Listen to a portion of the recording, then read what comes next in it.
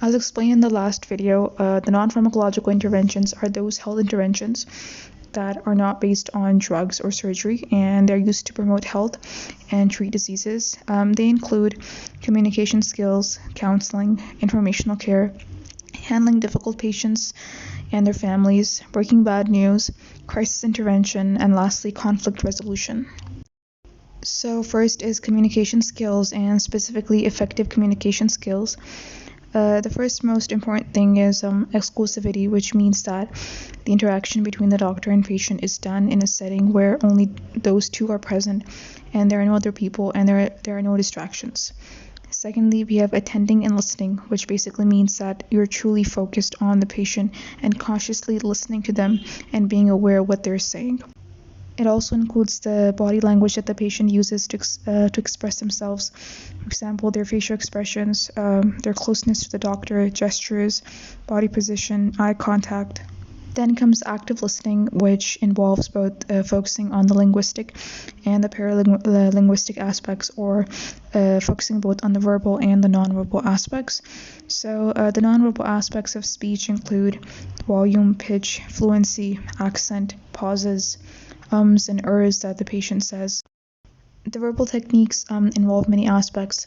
First of all is asking questions. Questions can be open-ended, closed-ended, or leading questions. And open questions are usually preferred because they allow the patient to open up the conversation. And an example of an open-ended question would be, what brings you to the hospital? The closed-ended questions have a fixed response, or a yes or a no. For example, what is your name? What's your address? Or are you married? And do you get nausea after taking your meals? The leading questions are basically questions that suggest their own answer, and we tend to give the answer that we feel the patient is looking for. An example would be, do you think your pain radiates to the left arm? Or you feel pain in that arm, right?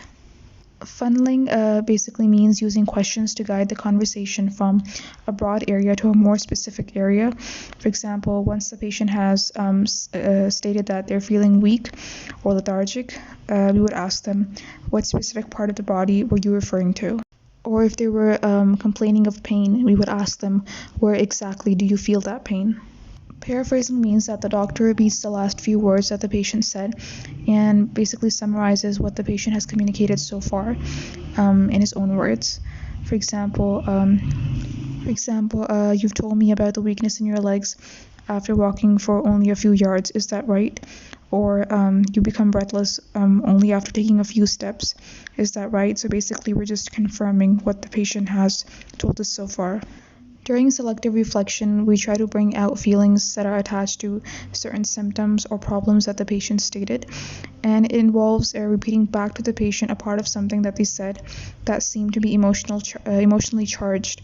For example, if the patient said that they become fatigued after walking only for a few minutes, and that part seemed to be emotionally charged, you would ask them, how does it feel when you start to feel fatigued only after walking for a few minutes?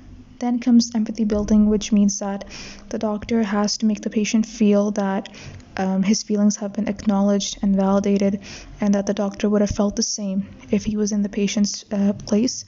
And this can be done by saying, I can imagine how difficult it must have been for you, or by saying something like, I understand how you feel and I would have felt the same if I were in your place.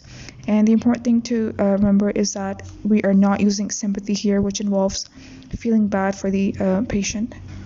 Last is checking for understanding, and this means that during the session we have to summarize the patient's statement from time to time to make sure that we understood what the patient has said so far, and we can also ask the patient to comment on the summary.